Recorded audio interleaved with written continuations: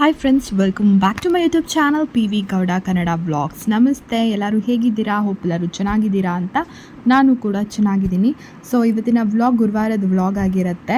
ಏನು ಪೂಜಾ ಬರೀ ಗುರುವಾರ ವ್ಲಾಗ್ ಆಗ್ತಾಯಿದ್ದಾಳೆ ಅಂತ ಎಲ್ಲ ಕನ್ಫ್ಯೂಸ್ ಆಗಿಬಿಡಿ. ಅದು ಲಾಸ್ಟ್ ವೀಕು, ಇದು ಈ ವೀಕು, ಆ ಥರ ಗುರುವಾರ ಅಟ್ಲೀಸ್ಟ್ ವೀಕ್ಲಿ ಒನ್ಸ್ ಆದರೂ ನಾನು ಏನಾದರೂ ಸ್ಪೆಷಲಾಗಿ ವ್ಲಾಗ್ ಮಾಡೋಣ ಅಂತ ಟ್ರೈ ಮಾಡ್ತಾಯಿದ್ದೀನಿ.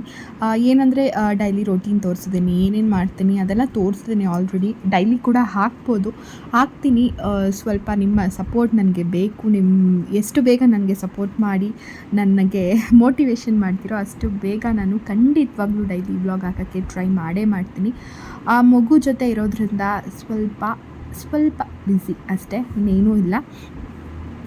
ನಾನೇನು ಟ್ರೀಟ್ ಮಾಡ್ತಾ ಇರಬೇಕಾದ್ರೆ ಅವ್ನು ಅಳ್ಳೋದು, ಇಲ್ಲ ಅವನ್ನ ಎತ್ಕೊಂಡು ಊಟ ಮಾಡಿಸೋದು, ಈ ಥರ ಚಿಕ್ಕ ಪುಟ್ಟ ಕೆಲಸಗಳಲ್ಲೇ ಟೈಮ್ ಹೋಗಿಬಿಡುತ್ತೆ. ಸೊ ಏನು ಸ್ಪೆಷಲಾಗಿ ತೋರಿಸೋದು, ಏನಾದರೂ ಸ್ಪೆಷಲಾಗಿ ತೋರಿಸೋಣ ಅಂತ ಇಷ್ಟ ನನ್ನ ವ್ಲಾಗಲ್ಲಿ. ಅದಕ್ಕೋಸ್ಕರ ಅಷ್ಟೇ ಈ ಥರ ವ್ಲಾಗ್ಗಳನ್ನ ಮಾಡ್ತಾ ಇರೋದು. ಸೊ ಗುರುವಾರದ ವ್ಲಾಗ್, ಸೊ ಲಾಸ್ಟ್ ಟೈಮ್ ಕೂಡ ಗುರುವಾರದ್ದೇ ಹಾಕಿದ್ದೀನಿ, ಈ ಸಲನೂ ಗುರುವಾರದ್ದೇ ಹಾಕಿದ್ದೀನಿ. ನೋಡೋಣ ರಾಘವೇಂದ್ರ ಸ್ವಾಮಿ, ಶಿರಡಿ ಸಾಯಿಬಾಬಾ ಇವರೆಲ್ಲ ನನ್ನ ಕೈ ಹಿಡಿತಾರ ಅಂತ ಆದಷ್ಟು ಬೇಗ. ಖಂಡಿತವಾಗ್ಲೂ ಜೊತೆಲಿದ್ದಾರೆ, ಅದಂತೂ ನಾನು ಹೇಳ್ಬೋದು. ಯಾಕಂದರೆ ಅಮ್ಮಗೆ ಯಾವಾಗ ತುಂಬ ಹುಷಾರು ತಪ್ಪಿತು, ಆಪ್ರೇಷನ್ ಎಲ್ಲ ಆಗಿತ್ತು, ಅಮ್ಮ ಕೂಡ ತುಂಬ ರಾಘವೇಂದ್ರ ಸ್ವಾಮಿನ ನಂಬಕ್ಕೆ ಸ್ಟಾರ್ಟ್ ಮಾಡಿದ್ರು. ಹಾಗೆ ಅವರ ತಮ್ಮ ಇದ್ದಾರಲ್ವ ವಿಜಯ್ ಅಂತ, ಎಷ್ಟು ಸಲ ತೋರಿಸ್ತೀನಿ ವಿಜಯ್ ಗೌಡ ಅಂತ. ಸೊ ಅವರು ಕೂಡ ಸನ್ನಿಧಾನಕ್ಕೆ ಹೋಗಿ ಸೇವೆ ಎಲ್ಲ ಮಾಡಿದ್ದಾರೆ. ಸೊ ಅವ್ರ ಟೀಮ್ ಕಂಪ್ಲೀಟಾಗಿ ಟೀಮ್ ಜೊತೆ ಹೋಗಿದ್ದರು. ಆವಾಗ ಮಮ್ಮಿಗೋಸ್ಕರ ಅವರು ಬೇಡ್ಕೊಂಡು ಮಾಮ ಆ ಕೆಲಸನ ಮಾಡಿದ್ದಾರೆ. ಸೊ ನಾನು ಬಂದಿರೋದು ಇವಾಗ ಗೊತ್ತಲ್ಲ, ಪಾಜ್ವಾರ ಶ್ರೀ ವಿಶ್ವ ತೀರ್ಥ ಸ್ವಾಮೀಜಿ ಅವರದೇ ಅಂದ್ಕೊಳ್ಳಿ ಇದು. ಯಾಕಂದರೆ ಅವರೇ ಮೇಯ್ನ್ ಫೋಟೋ, ಎಲ್ಲ ಕಡೆ ಅವ್ರದ್ದೇ ಇರೋದು. ಸೊ ಅವರ ಆಶ್ರಮ ಇದು. ಆಶ್ರಮ ಅನ್ನೋಕ್ಕಿಂತ ಮಠ, ಓಕೆನಾ. ಇಲ್ಲಿ ಎಲ್ಲ ಥರ ಪೂಜೆಗಳು ಮಾಡ್ತಾರೆ. ತುಂಬ ಇವರು ಉಡುಪಿ ಕಡೆಯವರು, ಕೃಷ್ಣನ ಭಕ್ತರು ಕೂಡ. 8ನೇ ವಯಸ್ಸಲ್ಲೇ ಸನ್ಯಾಸತ್ವ ತಗೊಂಡಿದ್ದವರು. ಸೊ ಇವ್ರ ಬಗ್ಗೆ ಹೇಳೋದೇನು ಬೇಡ, 2019 ತೀರೋದ್ರು. ಸೊ ಡಿಸೆಂಬರ್ ಆ ಥರ. ಸೊ ನಮಗೆ ಬೇಜಾರು, ಪರವಾಗಿಲ್ಲ, ಅವ್ರ ಆಶೀರ್ವಾದ ಯಾವಾಗಲೂ ನಮ್ಮ ಮೇಲೆ ಇದ್ದೇ ಇರುತ್ತೆ.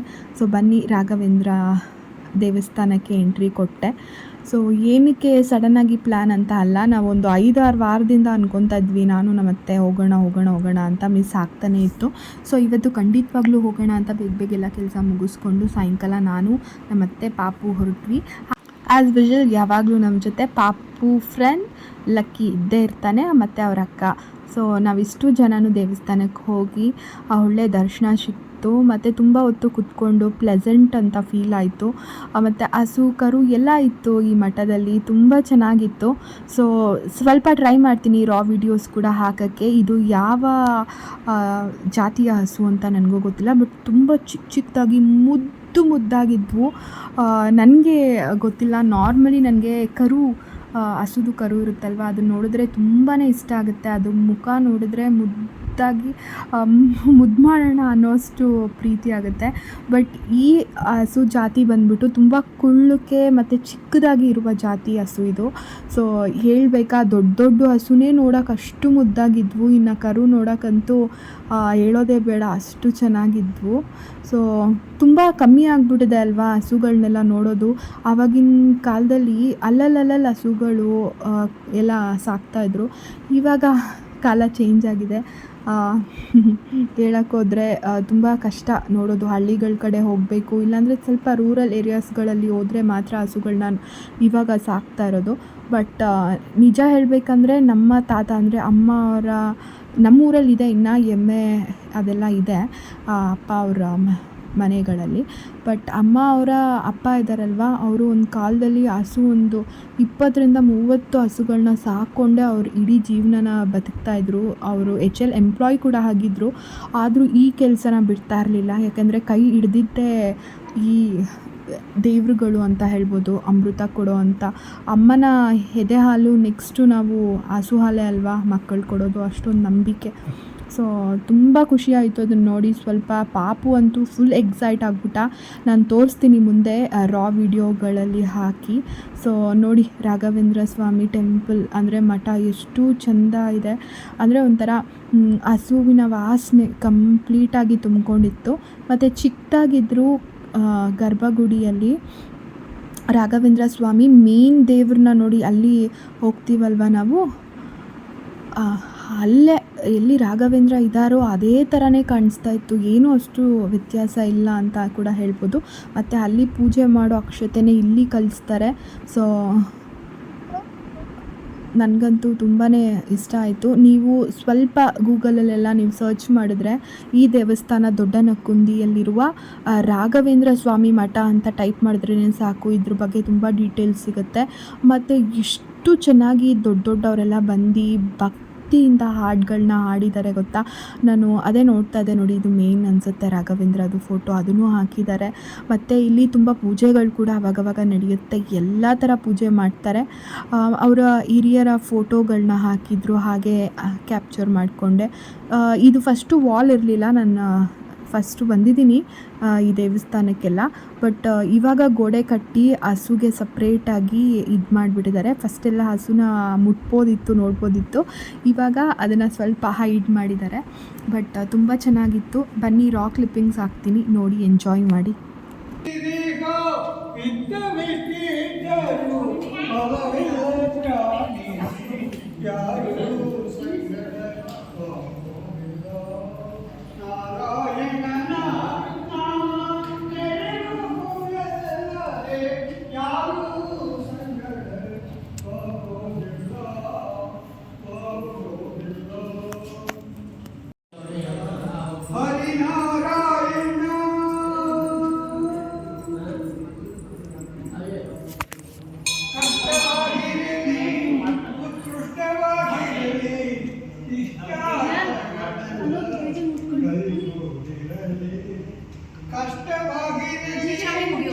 ಚಾಮಿ ಮುಗಿಯೋ ವ್ರತ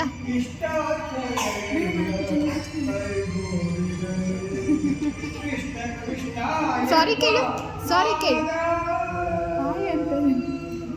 ಕೃಷ್ಣ ಕೃಷ್ಣ ಎಂಬ ನಾಮದ ಅಷ್ಟಾಕ್ಷರಿ ಮಂತ್ರ ಸದಾ ಎಷ್ಟು ಭಕ್ತಿ.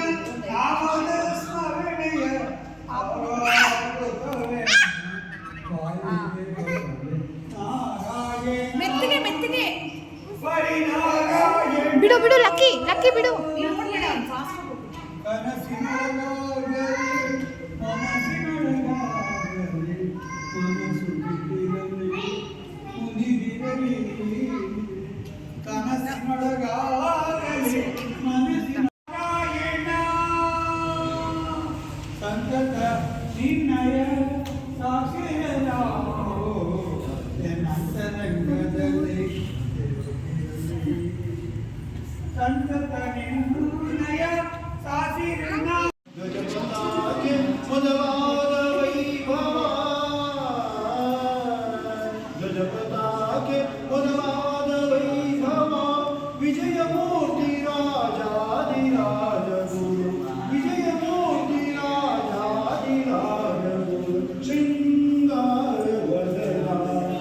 ಲಕ್ಕಿ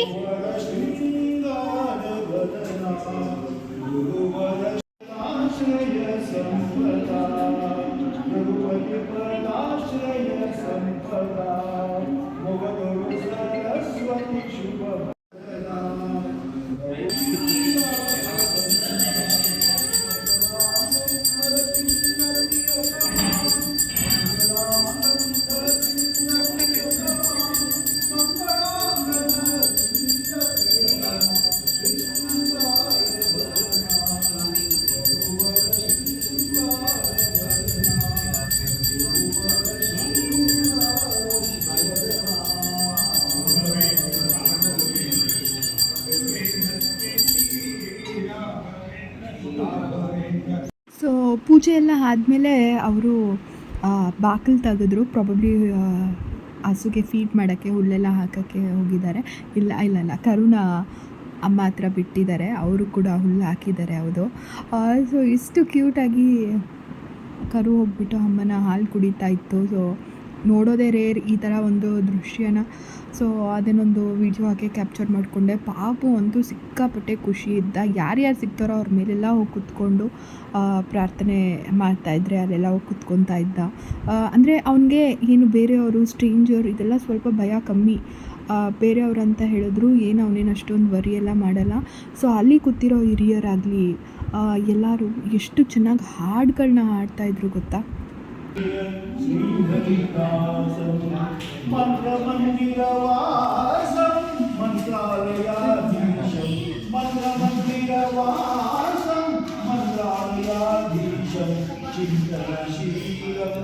ಸಂಕಟಹರಣಂ ಚಿಂತನಶೀಲಂ ಸಂಕಟಹರಣಂ ಸಂತಕುಲೋದ್ಭವ ಶಾಂತಸ್ವರೂಪಂ ಸಂತಕುಲೋದ್ಭವ ಶಾಂತಸ್ವರೂಪಂ ಮಂತ್ರಮಂದಿರವಾಸಂ.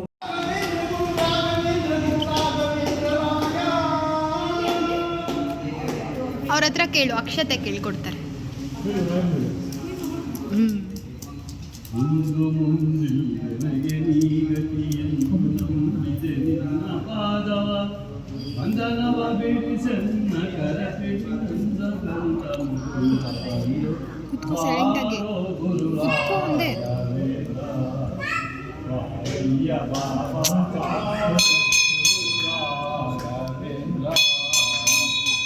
ಸೇವಕನೆಲು ನಾನು ಭಾವಿಸಿ ಬಂದೆನು ಸೇವೆಯಾಗಿಯಲು ನೀನು ಸೇವಕನ ಸೇವೆಯನ್ನು ಸೇವಿಸಿ ಸೇವ್ಯ ಸೇವಕ ಭಾವವೀಯುತ ಕಾವುಗಾಣಿಸಿ ಪೊರೆಯಲು ಪಾವನಾತ್ಮಕ ಕಾವ ಕರುಣಿ ಬಾರೋ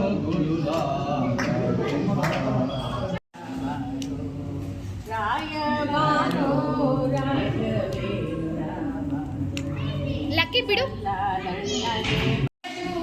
ಶಿವಶಂಕರ ಚಂದ್ರಚೂಡ ಶಿವಶಂಕರ ಪಾರ್ವತಿ ರಮಣ ನಿನಗೆ ನಮೋ ನಮೋ ಪಾರ್ವತಿ ರಮಣ ನಮೋ ನಮೋ ಪಾರ್ವತಿ ರಮಣ ನಮೋ ನಮೋ.